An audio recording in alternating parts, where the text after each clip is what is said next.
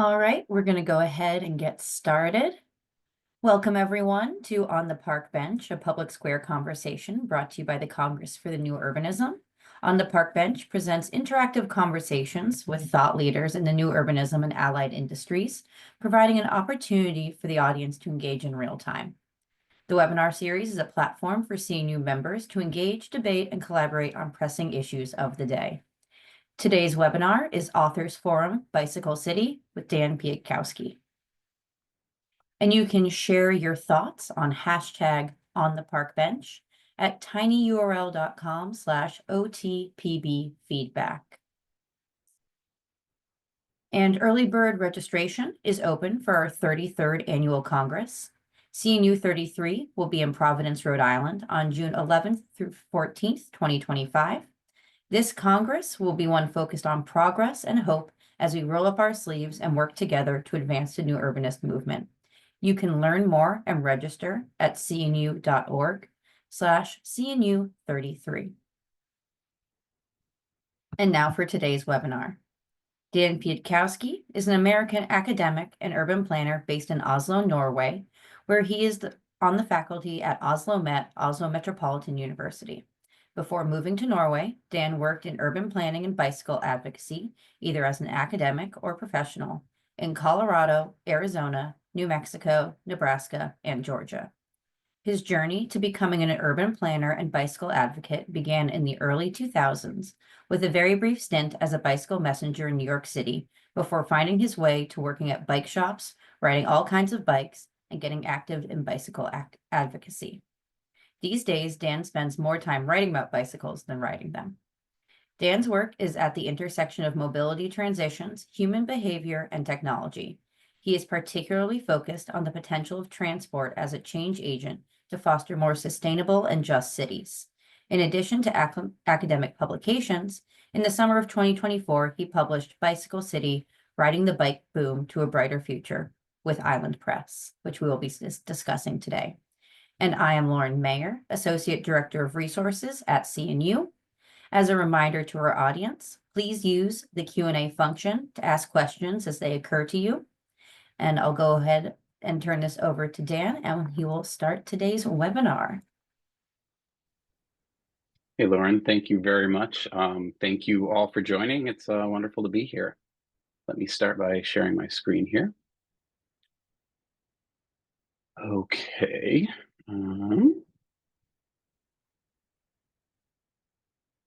All right. So to begin with, I guess I wanted to start by introducing myself a little bit more than that bio from Lauren, and getting into why I do what I do and why I wrote this book. So I've always been interested in transportation as a catalyst for urban change. And I think this conceptual model that is the same model but applied with different modes leading to very different, drastically different outcomes is really useful to me to think about transportation as a catalyst for urban change and how cities are shaped by the modes of transportation that we use. And ultimately, this is kind of the foundation of my work. So most all of us are familiar with that model on the left of building cities around cars, where you induce demand and you continue to build cities for vehicles, and then sort of is this very negative feedback loop. And I'm assuming most everybody who's here today is really interested in finding ways to turn the communities that they live in into this model on the right, in which we are using sustainable and active modes of transportation to make places for people, and in which people can live full lives and sustainable and live in sustainable ways.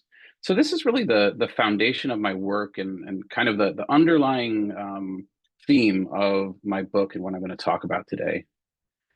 And as a personal side note, this is all sort of this comes out of where and how I grew up. So I live in Oslo, Norway now. I'm an associate professor at Oslo Metropolitan University, and I work in kind of a big metropolitan city that's known for sustainability and everything else. But about a month ago, I was back in my hometown of Phoenix, Arizona. And this is the house I grew up in Phoenix, and that's the rental car that I got from the rental car agency. It was not the car that I asked for, but it is the car that I got. And it was a kind of a crazy reminder of all of the reasons that I wrote this book, and all of the ways in which I think the lessons still apply, but also how we have a lot of work to do and we have a long way to go. So now to get to this book, Bicycle City. So I wrote Bicycle City to catalog, to describe the case studies and the strategies, the ways in which we can use a bicycle as a catalyst for better urbanism. And for today's presentation, I'm going to focus on four parts of the book. I'm going to talk about Oslo, Norway, and kind of my experiences here for the last 3.5 years after moving from the US. Then I'm going to talk about the pandemic and the bike boom. I'll also talk about e-bikes and e-cargo bikes, and I'll talk about bike sharing and micromobility. So first, to talk about Norway and Oslo specifically. So I think when a lot of people think of Norway, probably what you think about is mountains or fjords, maybe a winter scene. But if you're a transportation wonk, which I'm assuming probably most of you are, you also think about EVs. So the vast majority of vehicles sold in Norway are electric vehicles, and that's due to a wide variety of EV subsidies and incentives and whatnot. And this has kind of put like a veneer of sustainability on a country that is surprisingly auto dependent compared to many of its European counterparts. This is the main highway going into and out of Oslo. And Oslo has historically been a much more auto dependent place than a lot of Scandinavian cities. And what I want to talk about though today is in about 10 years, Oslo really transitioned from a place that people weren't talking about when it came to a lot of these conversations around sustainable urbanism and walkable, livable, bikeable places. But in about 10 years, Oslo was really able to turn things around. And I think that alone, coming from a position that was much more similar than a lot of the American cities that I've lived in, to in 10 years really be leading the way internationally, is an exciting prospect, and one that I think we can all learn from. So this is a picture from the center of Oslo, very pedestrian friendly, obviously, and you have some historic buildings and whatnot. Um, so I'll give you a brief timeline of how Oslo transitioned into a very sustainable and livable place. So from 2015 to today, in 2015, Oslo did something that I think a lot of American cities would love to do, is gain control of all of their streets from, in Norway's case, in Oslo's case, the national government. But in most cities, I think are really hamstrung by DOTs having control of their streets. Oslo was able to get control back of all of their city streets. They then initiated a bicycle plan. A few years later, building on the success of those things, there was a car-free livability plan was put in place that involved a lot of changes to streets in the center of Oslo. And I'll show you some pictures of that in a second. But also at that time, as a direct result of the bicycle plan, in 2019, Oslo saw zero traffic deaths. They reached Vision Zero. And they did it predominantly with really modest infrastructure and mostly slowing down vehicles a whole lot and limiting the number of vehicles into the center of the city. They've since been named a European Green Capital. They've seen an 80% increase in cycling, and there's a zero growth goal for car travel in cities across Norway, and Oslo is working hard to achieve these goals. So 10 years, Oslo has really turned it around, and that gives me a lot of hope for American cities. So this car-free livability plan I want to talk about because it was really instrumental in getting the larger community on board with urban change and rapid urban change. So taking back streets from cars, car-free livability. This is the city hall in Oslo, and essentially this used to be a parking lot and a driveway, and now obviously it is not, and it was done so really cheaply, honestly. This is another one of the downtown streets in Oslo. So this happened all over the downtown of Oslo, in which streets that tended to be um, narrow sidewalks, parking on both sides, and two traffic lanes down the center became this kind of car light, much more pedestrian friendly transition. Something crucial that happened though is the downtown of Oslo, very few people live there. So around 1,000 people live in the center of Oslo, but around 100,000 people come to the center of Oslo every day for work. And this was really important for this car-free livability plan because it kind of had taking these tactical urbanist kind of approaches and showing them to people in context in which they didn't have a lot of resistance to change. This is not in front of someone's home, so they were able to experience it and decide, do I want this in front of my home? And many people did. And so these transitions and these street changes tended to occur further and further outside of the center. So this is a picture from what's called Ring 2, which kind of separates the inner suburbs from the outer suburbs of central Oslo. And what you see is kind of a 4-lane street transitioned into a slightly more bike friendly, more walkable place. Really kind of what I would consider nuts and bolts traffic calming strategies or road diets or whatever you want to call them. Nothing about this is revolutionary, but what it is it's incremental and it's done in a way in which people can experience it and appreciate it. And it's led to some really fantastic outcomes.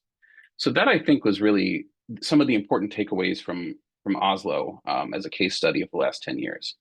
But now turning to more sort of bike specific topics.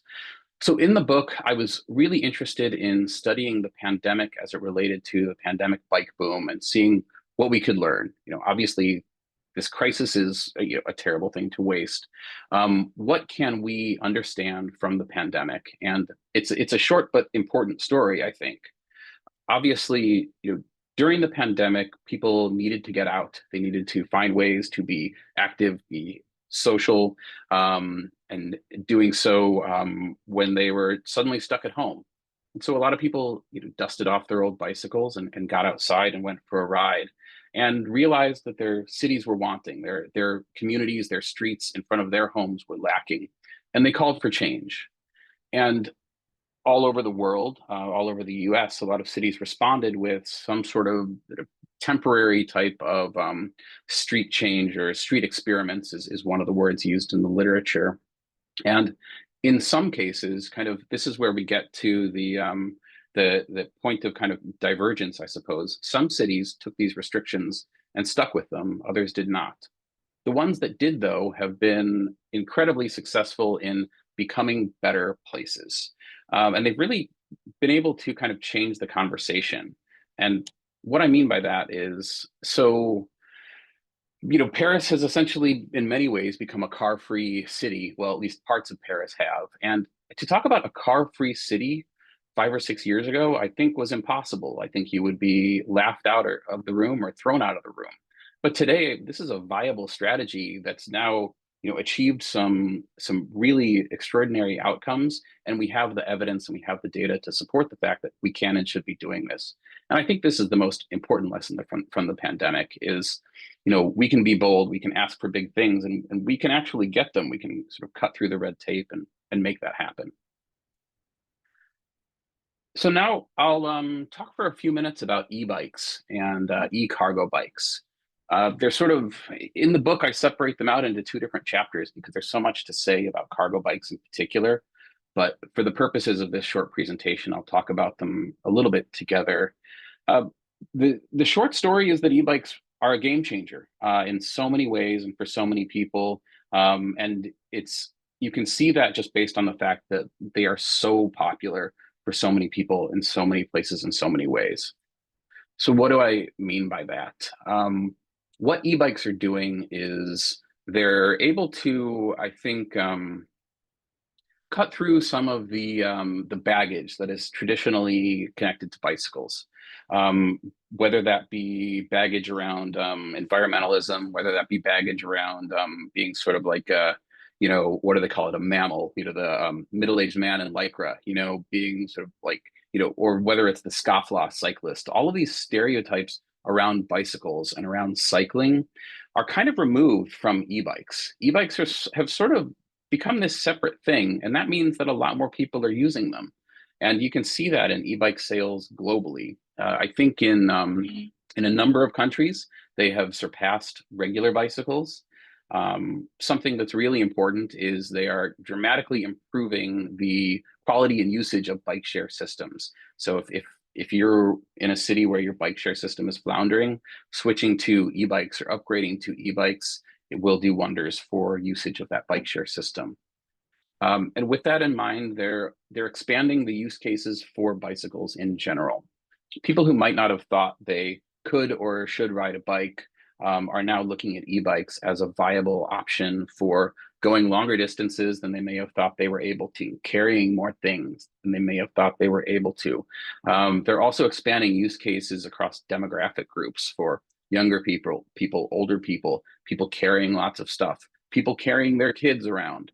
All of this is leading to a dramatic growth in ridership of bicycles in general. And I think that what's maybe most important from the perspective of trying to make change happen in cities is growing ridership can potentially equal more bike advocates, or at least more people who have informed opinions about how their city streets could or should be.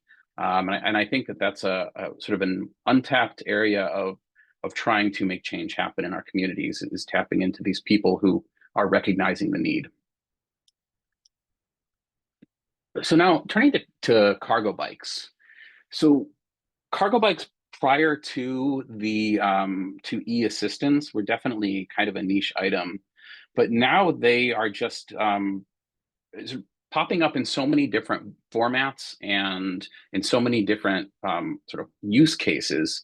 What I'll focus on today, though, is talking about two that I think are the most important for city change or for urban change, and that would be use cases for families and use cases for freight and delivery. Um, the idea of the family cargo bike being the new SUV, the new urban SUV, is something that I think is very very important, and it's something that the data suggests is happening.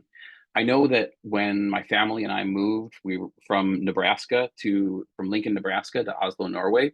We sold our SUV and moved to Norway and lived in a much smaller place, but got a cargo bike, and I started using that to take the kids places, and we used it year round. And it was, in so much as an e-bike is a game changer, an e-cargo bike was a true game changer for my family's transportation needs. Um, the big problem, though, with e-bikes and e-cargo bikes in particular is the cost. And so one of the companies that I profile in the book is a company called We exclamation point bikes in Oslo, Norway.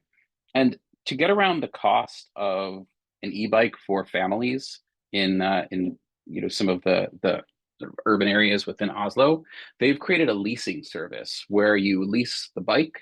All of the equipment is included, all of the maintenance is included, and you lease it for, I think, you can do kind of a short term, few months, or a long term, couple years. And they've even, I think, doing sort of a rent to own type of an option. What they're doing is demonstrating a new business model in which people can get rid of their cars and stay in the cities. A lot of times, transportation problems are one of the factors, not necessarily the only, but one of the factors that young families leave cities. And so, addressing that one aspect can help to alleviate some of those issues. But one thing that they found is when they're talking about cargo bikes for families, they really need to change the conversation. And if this is going to be the new urban SUV, the conversation needs to be around how an e-cargo bike is a cheap car rather than an expensive bike. But this company is a fascinating case study, and they have a fleet of something around 300 cargo bikes currently, and they have a waiting list as long. So a waiting list of another 300 families waiting to get their cargo bikes too. So it's really a compelling case for how family cargo bikes are expanding in cities. Now to talk for a few minutes about freight and delivery by cargo bike. So this is a picture of Jas Sluismans, and I always mess up his name, and I'm very sorry about it, Jas. He's the founder of the International Cargo Bike Festival, and he is a huge proponent of cargo bikes. And I talked to him for the book about all of the new ways in which cargo bikes are filling all of these freight and delivery use cases. And there's so much recent research out there about how cargo bikes for freight and delivery are faster and cleaner, And one study actually estimated that there's a potential 50% replacement potential of urban freight by cargo bike. So that means removing half of the box trucks and the big vans crowding our city streets. So that means all sorts of benefits in terms of congestion, in terms of pollution, in terms of safety. But most important to me, if we're going to talk about using bikes to change cities, is that if cargo bikes are going to replace vans on roads, then maybe we should talk about how we're going to reallocate space on roads. And I think that as the bike lane fills up, we need to be thinking about that and how we can turn our cities into much more functional places. So the last topic I'm going to cover tonight is, sorry, it's night in Oslo, this afternoon for you all tuning in, is sharing and micromobility. So I mentioned how e-bikes are such a win for bike share systems. So I don't think I have much else to say about that, but I want to talk about micromobility because I think that's a really divisive topic. And that divisiveness also makes it really compelling, and it allows us to kind of have a lot of interesting conversations about the future of transport in our cities. So obviously, the rollout of shared e-scooters in particular was really rocky, and it follows this pattern that continues to destroy so many things. There's this move fast and break things mentality. But I think, and I go back and forth on how I actually feel about e-scooters, but this rollout, this very shaky rollout of e-scooters, and now we're many years into the presence of e-scooters, we're realizing that they're here to stay, and what are we going to do about them? So I wanted to put forth a couple policy recommendations and then talk about their value for cities, their quote unquote value for cities in a more conceptual sense. So because of this really problematic rollout, some places have fully outlawed scooters. Some places have dramatically curtailed their use, but other places have just kind of left it as sort of the Wild West and let particularly shared systems be used or be rolled out however they see fit. And that obviously leads to problems.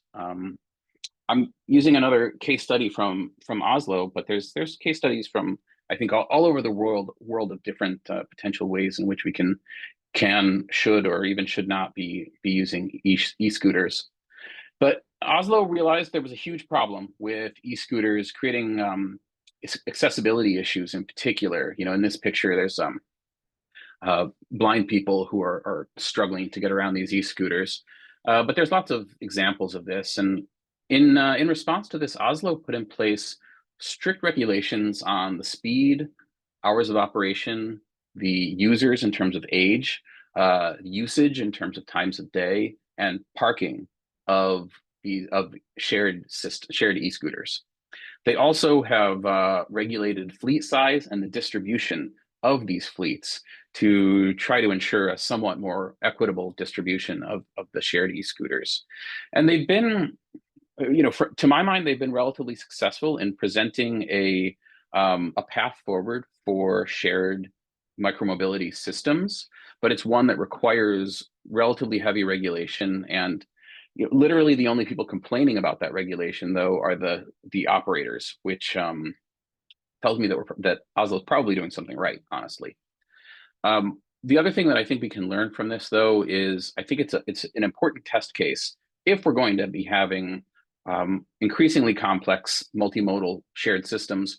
There needs to be some sort of regulation within this process, and it also, to me, shows the potential for regulating things like autonomous vehicle systems and systems in which are still rolling out, still being promised, but have not seen much of any regulation.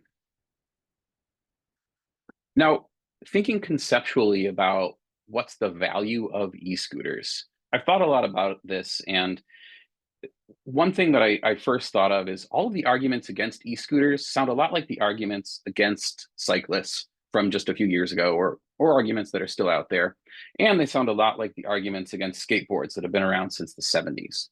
And I think what e-scooters are doing is they're the latest interloper into urban spaces. They're the latest mode of transportation that our transport systems did not plan for, but in which there is clearly a demonstrated need for whatever they're offering. In the case of skateboards, it was largely gamification. And that means gamifying urban spaces, turning them into something more fun, more interesting, something in which they were not intended to be. Bicycles do this, but also offer arguably maybe more transportation utility. And e-scooters are doing this as well. And I think we shouldn't ignore this, particularly when the vast majority of e-scooter users are young people. And I think that there is so much opportunity when we think of providing more options for people to get around and for people to experience urban spaces in ways that make them think beyond sitting behind a windshield. So, despite the fact that scooters maybe can cause some havoc and can be annoying, I think they really have a lot of potential for offering a new way for people to think about urban spaces and navigating them. And then the final note about micromobility is that we really can't ignore it. And it's also getting harder and harder to define. It's really difficult now to say what's the difference between a tiny car and an e-cargo bike. What's the difference between kind of some of these smaller scooters, smaller e-bikes, and then the shared e-scooter systems. We kind of have this whole range of things that keeps expanding and keeps getting more and more strange. But it means that it's meeting more and more use cases. And just like e-cargo bikes being used for freight and delivery, micromobility is just crowding out the bike lane. And I think that that pressure will hopefully be another sort of leverage point at which we can change our cities for the better. Um, so I think maybe I'll close now with first coming back to this image. I've tried to present today and throughout the book these case studies and these examples and the research and the evidence behind how we can use a bicycle as a catalyst for urban change. And then to get to this last image here, I wanted to close on this. So this is a picture of my kids, my two daughters. I took this last summer in one of the downtown streets of Oslo that was closed to cars as part of the car-free livability program. This was a direct outgrowth of the bicycle plan from a few years prior. But this is not, a bike superhighway. This is a livable, uh, frankly, like delightful urban space. And it's a space in which people of all ages and abilities can enjoy. And, my kids and I rode down here on a cargo bike, parked the cargo bike, and walked around. And I thought to myself, this is fantastic. This is what I want the urban experience to be like for my family and for the people that I, design and plan and do research around the built environment for. So to close, I think even though the book is called Bicycle City, I think the underlying point of it is that we're trying to make cities better with bicycles, but that's not really the end goal. We're not necessarily making cities better only for bicycles. We're using bicycles to make cities better for everyone. I'll close with that and thank you for your time, everyone. And let me know if you have any questions. Thank you so much, Dan. That was really awesome, super wonderful. As someone who's read the book, I highly recommend it. And we'll share again that discount code and the book at the end of the talk as well. So now I'm gonna take this time to ask Dan a few questions, and also for the audience, please use the Q&A function to ask questions as they occur to you, and we'll get to those next. So to start, obviously you're here with Congress for the New Urbanism. So my first question is, what do you see as the role of the bicycle and bicycle infrastructure in new urbanism? This is yeah, I think so. A long time ago when I was a student, I did some research on new urbanist communities in Denver. And one thing that we found at that time, which is much less true now, but it was true at the time, was that the new urbanist communities were kind of islands of walkability in seas of auto dependence. Um, it's a bit of a forced metaphor. Apologize for that, but I think that the bicycle is really useful in creating a bridge between new urbanist communities that are walkable and are bikeable, and other areas of cities that are vibrant and livable. The other thing that I think is they're not just a bridge. They're also kind of they can spur development and spur growth and spur change. And I think they can kind of you know spur the creation of corridors of livability and corridors of good urbanism. Because once you have people on bicycles connecting to livable places, then you can have some infrastructure. Then that kind of slows down the traffic on these streets. Then that brings in more pedestrians, and when you have people, you have businesses crowding to that as well. And that's how you kind of create these corridors in a few, maybe a simplified version of these steps. Um, and I think that that's probably the primary way, from a big picture perspective, that bicycles and bike infrastructure can help new urbanist communities, and that would just be connecting them and maybe allowing them to expand into the larger urban fabrics in which they're created in. Um, yeah. Awesome. Yes. Love use of, all the different scales as well. I think that you were touching on that, new Mhm. urbanism, and the bicycle can help kind of bridge between those, as you called them, islands of new urbanism and create corridors for a whole region as well. Mhm. So very exciting stuff. The next question I wanted to ask, obviously during this presentation, you talked a lot about the different types of micromobility, e-bikes, cargo bikes, and scooters. And I was just wondering about your experience with these modes and if how your experience with them helped shape kind of this book or your kind of expertise moving forward. Uh, 100% it did. Yeah, absolutely. So yeah, I talked about it a little bit in the presentation of how crazy it was to sell the family SUV in Lincoln, Nebraska, move to Norway, and we moved to Norway in January. So we moved to Norway in winter. A few months after getting here, I bought an e-cargo bike because we needed some way to get around, and it's so much more expensive to have a car in Norway, and there were license issues and all that stuff. But we needed a way to get around, and a way that we wouldn't have to deal with paying for parking and all the expense of a car. And so I got an e-cargo bike and I put studded tires on it and rode around the city in the wintertime with my kids. And the first thing that I realized is just the qualitative difference of the experience. Um, Even in freezing weather and snow, my kids were happy, which they never were in the car.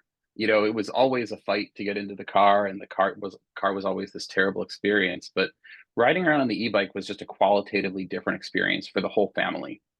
And that really started me thinking about this potential. And then from there, I talked to We Bikes, which is the company that I mentioned in the presentation, and learned how obviously it wasn't just me. There was sort of a whole world of people who were finding these same things to be true in their lives. But then I've also used micromobility, particularly shared e-scooters, in a lot of cities internationally. And they're so interesting to me because I can't stand them. Like they annoy me in so many ways until I get on one of them and I'm riding it. And I think that's the reason I keep thinking about it. Is like when I'm riding it, I'm like, man, this is fun. It's convenient. It kind of fills this need that I didn't know was there. Like when the bus route doesn't go where I need to go, or when for some reason I don't want to ride my bike somewhere. But then, of course, when I get off of those things and then I see people cutting me off when I'm in the bike lane or parking them in the middle of the sidewalk, and it's super annoying. So I can recognize both sides of that, and I think that's why it ended up being a whole chapter devoted to micromobility in the book. Wonderful. Yeah, that totally makes sense. Once, as we were talking earlier about my own experience with e-bikes and being a little nervous until I finally got on one, it really is just such a great experience and totally can help inform the way you interact with your city and streets and things like that. Yeah. Yeah, Oh, continue. I was gonna say, yeah. Sorry, I forgot to mention just e-bikes in general. And like So yeah, I'd never used an e-bike before getting that e-cargo bike here in Oslo, and Oslo's a really hilly city, and I just wouldn't have ridden a bike probably, or I certainly wouldn't have ridden a bike with my kids if it weren't for the e-assist, and it made me realize um, how much more useful an e-bike is for so many people in so many situations. Absolutely. Yeah, it really makes hills a lot easier for sure. One other question I have for you is when it comes to the future of cities, what is one thing you hope people take away from your book?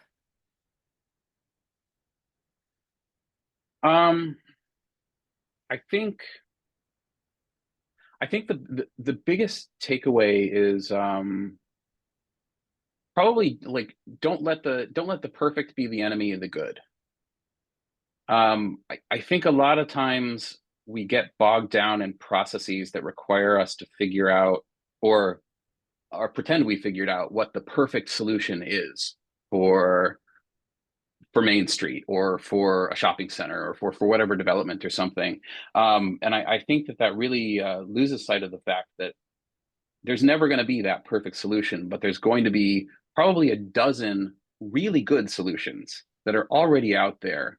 And so I think being being a little bit more bold about trying those things, about broadening the conversation to things like car-free streets, you know, really trying to push that envelope, I think is probably the big takeaway that I've been seeing as being successful.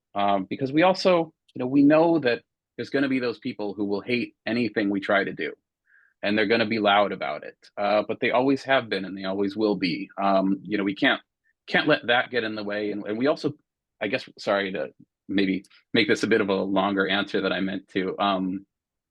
Related to that is I think there's a lot of calls for or I should say bad faith calls for like more evidence of what the perfect solution could or should be, and those tend to be used to derail processes or to extend processes forever so that nothing ever gets done. And so I think trying to find ways to put something in the ground and get it out of the way or get it done quick is probably the big takeaway.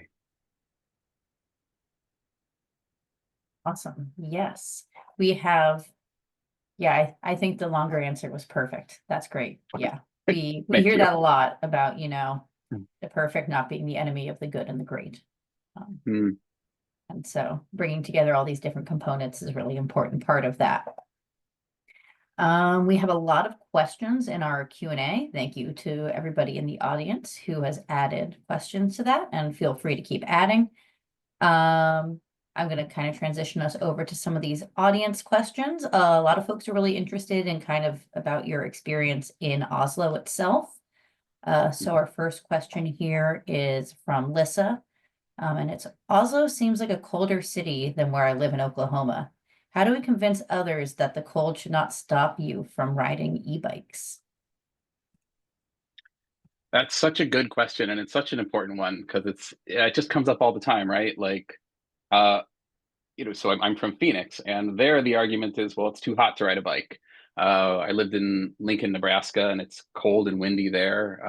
And yeah, but then on the other hand, the Twin Cities, I think, are pretty consistently ranked as the top of the heap in the U.S. for bike-friendly cities. So maybe the first step is, or maybe the first comment is a bit tongue in cheek, but the Norwegians have they have a saying that there's no such thing as bad weather, just bad equipment or bad clothing. And that I think that applies to some extent, but in a more serious sense, I don't think that there is even a need for a ton of different equipment or anything like that. I think there's a need for people to understand that bicycles don't need to be a whole thing. Like you can just like put on your winter coat and your gloves that you would have walked to your car in and get on an e-bike and just ride that. Like you don't need all that stuff. But there's people aren't going to do that unless they see other people doing that. And so I think maybe when we're talking about whether having maybe personal connections to people who have done this or are doing this, I think is really critical. But then I think that bike shops do a really terrible example of not trying to sell people on every piece of equipment that they could have, as opposed to what they actually need to get started. So, for instance, for me to take my e-cargo bike and ride with my kids on it and feel safe doing so, I didn't need a ton of stuff, but I did need a new set of tires. That was the one thing that I think was like critical. But everything else is just sort of like optional. And so maybe finding a way to do that. And I think that is the social aspect of e-bikes that I think we're starting to see more of. Yes, as somebody who spent my college years in the Twin Cities, I was always shocked to see people on bikes, no matter how below zero the temperature was outside. We have another question here from Tim about Oslo asking, can you speak to the cultural component of Oslo's transformation? How have habits of drivers evolved? What is the change in the perceived risk of cycling around cars? And is there any sort of enforcement to make sure cars aren't speeding? Yeah. Well, one thing that I think is crazy is even though Oslo, I don't think has achieved Vision Zero since 2019, but but every year the number of bike and ped deaths is like in the single digits, like three, four, or five, which obviously means there's still work to do, but it's better than a lot of American cities.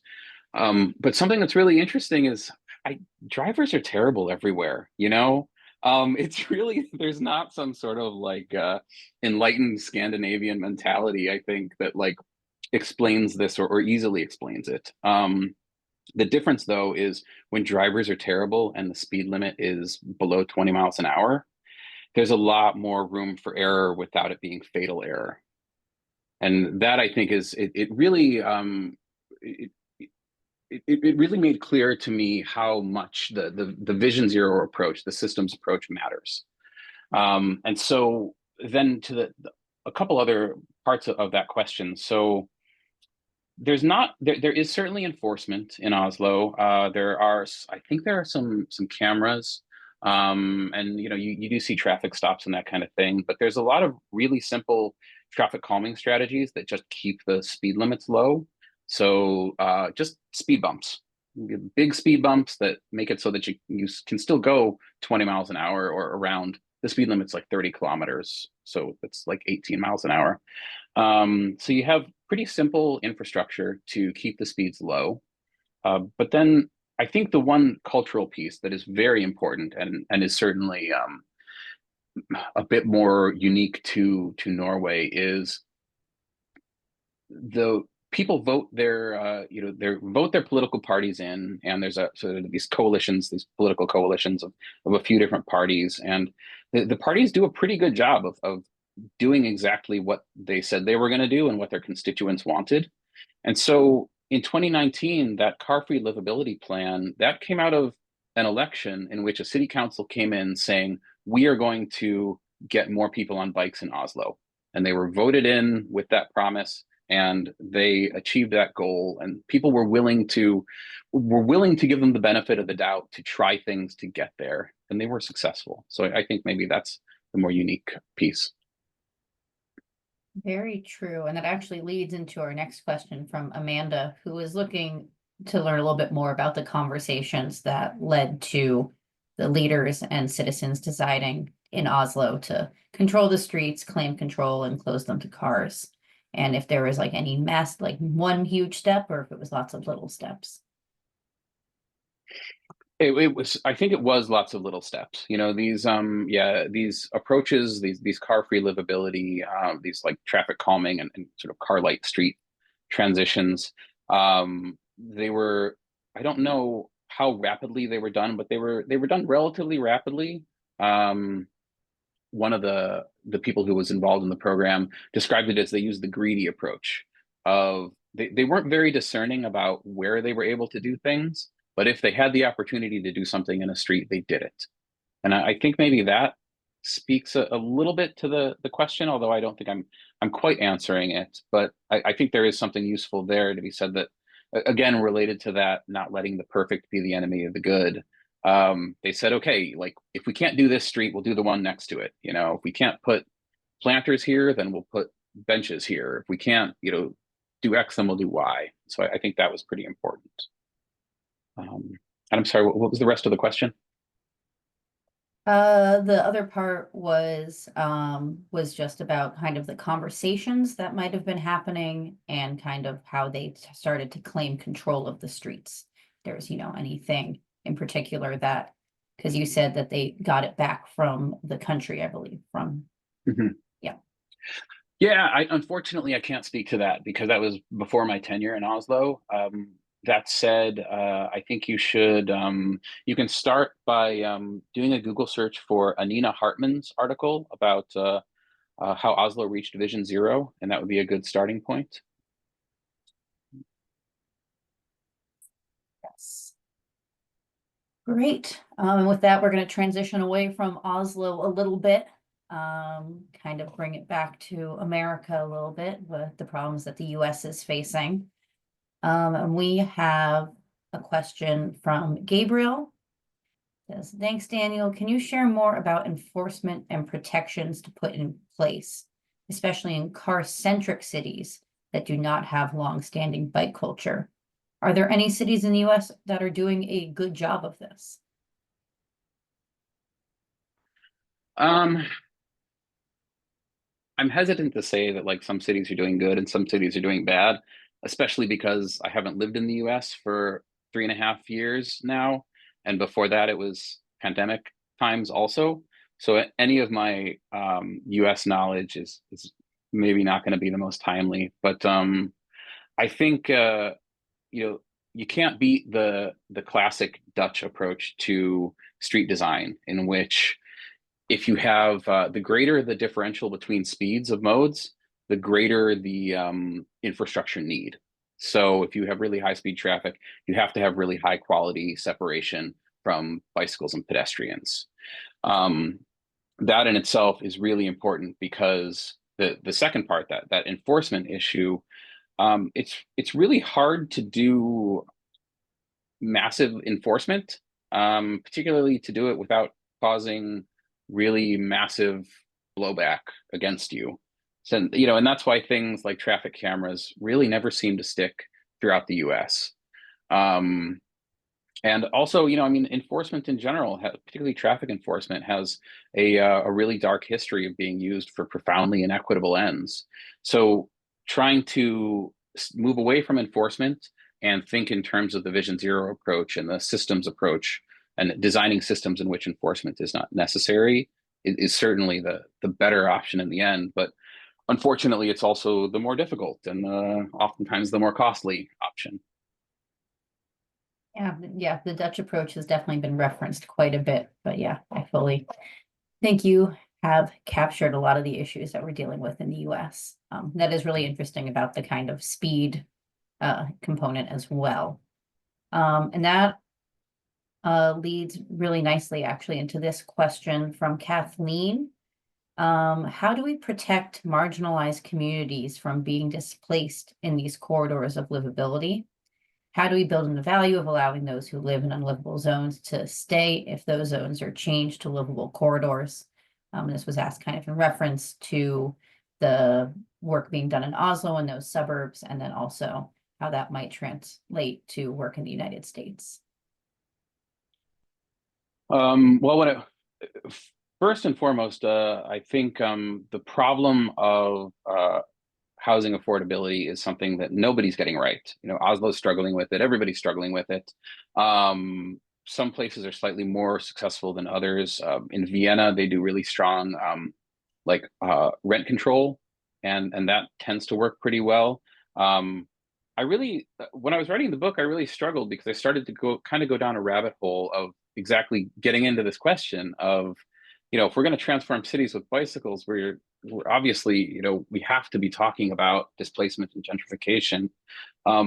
Ultimately, because of just what a massive subject it is, I didn't really include it in the book, but the short answer is increasing ownership and increasing buy-in of existing communities so that they share in the benefits.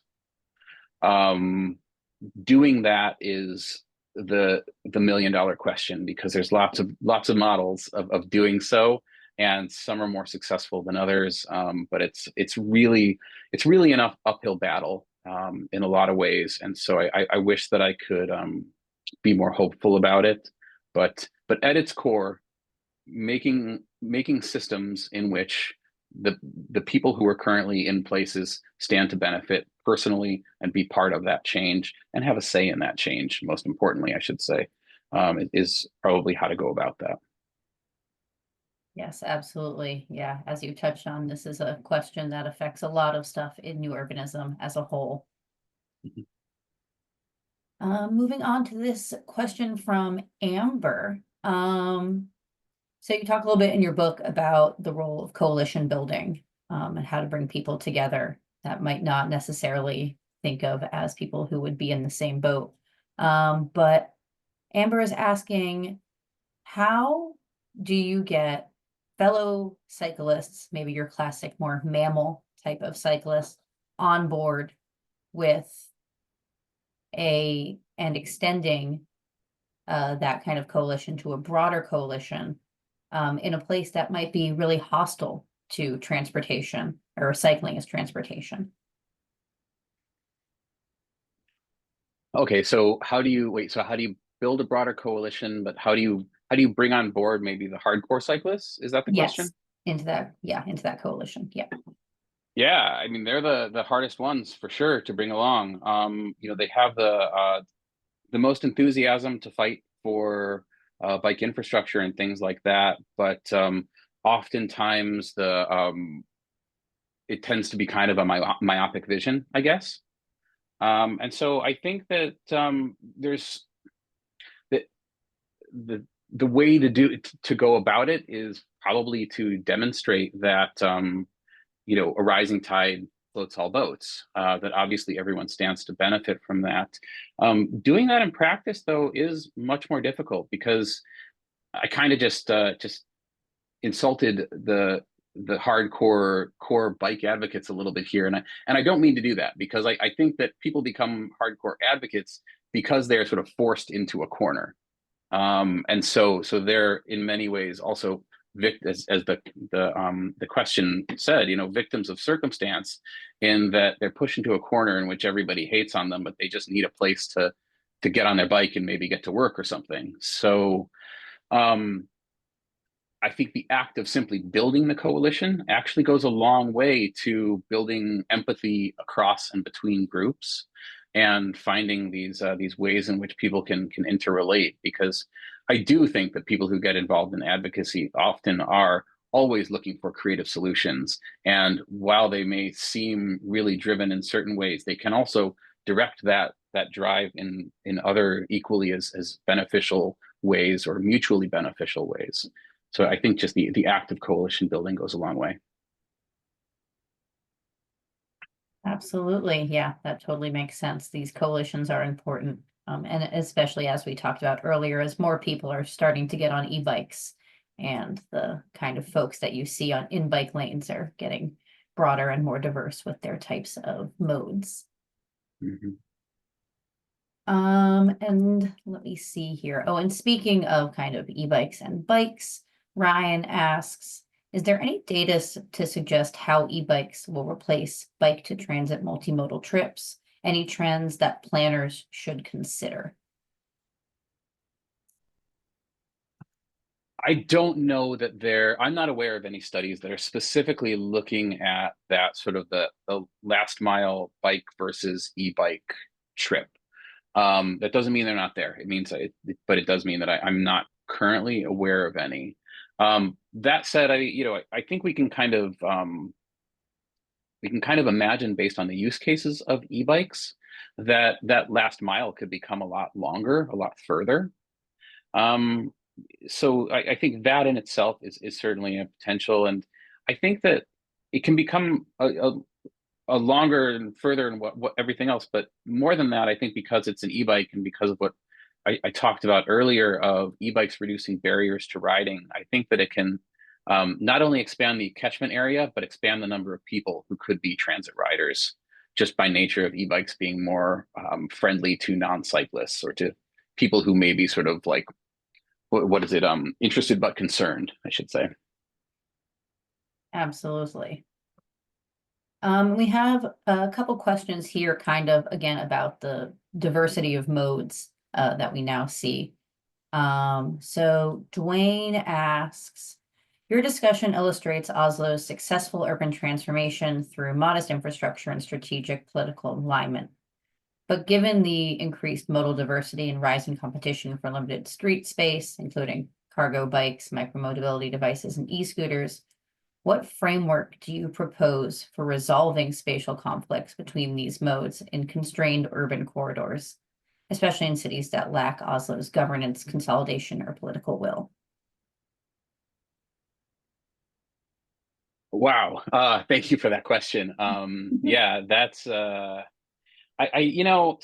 Oslo is really interesting because Oslo was able to they dramatically curtailed the number of vehicles coming into the city. So I didn't really talk about it, but alongside the rest of the car-free livability plan was removing parking and making existing parking much more expensive, and also, increasing tolls for driving a car into and out of the city. So just doing that dramatically reduced the number of vehicles coming in and out of the city to the point where like rush hour doesn't feel like rush hour in a real city, in a big city in Oslo. I kind of almost don't even notice it. Like that's how good that how good they were at getting rid of the cars.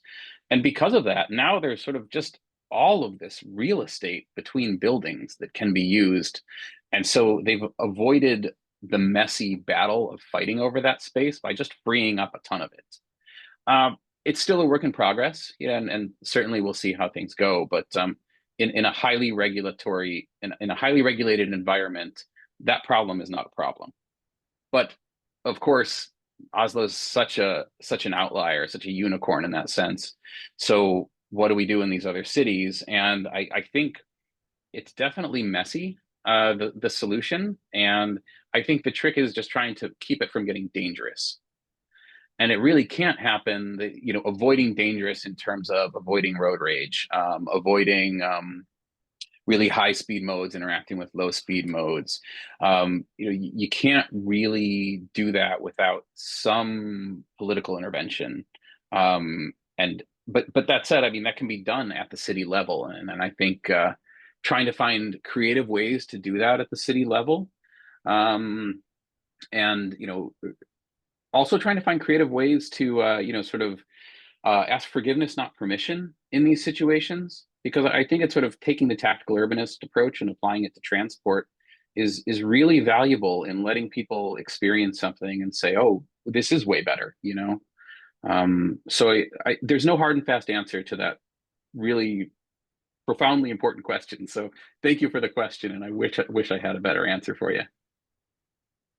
Thanks so much, Dan. It looks like we're right around 1 o'clock. If you want to go ahead and share that final slide of yours so folks can take a Sure. look and get your book and all that sort of stuff. I'll give you a second to get that. There it is right there. I will thank everyone for joining us today. A recording of this webinar will be available online within 24 hours. By registering for this webinar, you will receive that email with the recording link. If you have a few more minutes, we have just a couple more questions if folks want to stay on. So thank you for all those who have to leave right at 1. We'll just be on for a few more minutes answering these final couple questions. So back to some of our questions, Dan. Another one kind of related to our last one, which is, in your book, you talk a little bit about the different types of places that people bike. Specifically, you talked about gravel riding in Nebraska. And Veronica is asking, which modalities would you recommend for narrower corridors? Veronica is thinking specifically about compatible modalities, in particular green spaces where vegetation may encroach or where structures may restrict or limit how wide a place could be. Oh, I'm glad you specified because when you said narrower corridors, I immediately thought, well, we should have the biggest, widest bikes we can because that slows everybody else down. Um, but yeah, that's a very different situation that you're describing. So I think, in that sense, I suppose, going with the like two-wheeled versus three and four-wheeled vehicles is always going to be obviously narrower. The possibility, though, is also there for lower vehicles, like that are physically lower to the ground. So if you're going to be having some of the cargo bikes that are more accessible to more people, they're three-wheeled, and often they're a lot lower to the ground. So those are some possibilities as well. Um, Beyond that, though, I don't know. I hadn't really thought about that particular issue before.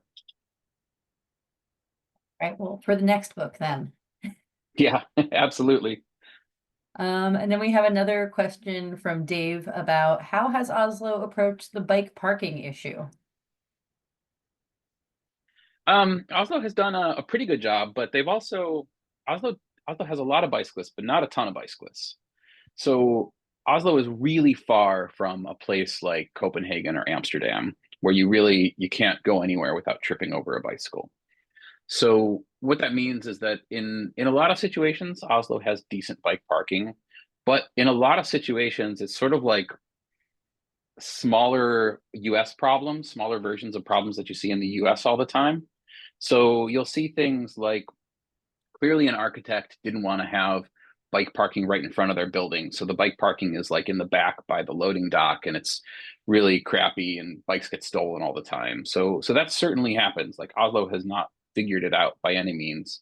But then there are other instances, particularly around transit, where Oslo's done at certain stations done a really good job of providing either highly secure parking or even parking that's like inside little kind of like storage lockers or those kinds of things where it's really secure and it's protected from the weather. So it kind of is all over the map, but there are lots of good examples here of high quality bike parking. Um, but then of course, like anywhere, there's if you look hard enough, you're going to find bad examples too.